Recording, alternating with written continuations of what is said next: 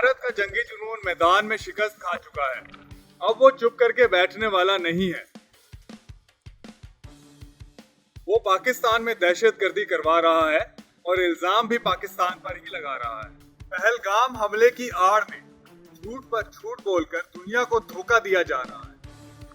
जाली शनाख्ती card, chocolate के rappers और फर्जी बायोमेट्रिक को आड़ बनाकर शवाहिद के तौर पर पेश करने की कोशिश की जा रही है। ये सब कहानी का हिस्सा है ताकि पाकिस्तान को बदनाम किया जा सके। लेकिन याद रखें, पाकिस्तान ना झुकेगा और ना दबेगा।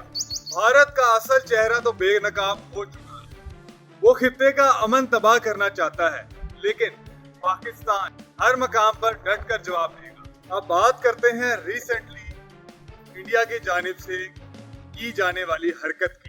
इंडिया ने पहलगाम हमले के बाद पाकिस्तान पर संगीन इल्जामात आयद करते हुए ये दावा किया है कि हमले में मुलविस तीनों शहरी पाकिस्तानी थे। भारतीय फोर्सेस ने एक सो कॉल्ड ऑपरेशन महादेव के नाम पर इन तीनों शहरियों को कत्ल किया और इनके कब्जे से पाकिस्तानी शनाख्ती कार्ड और डॉक्यूमेंट्स बरामद करने का दावा भी किया। इसके अलावा पाकिस्तान के शहर कराची में बनी हुई चॉकलेट्स भी बरामद करने का दावा किया है।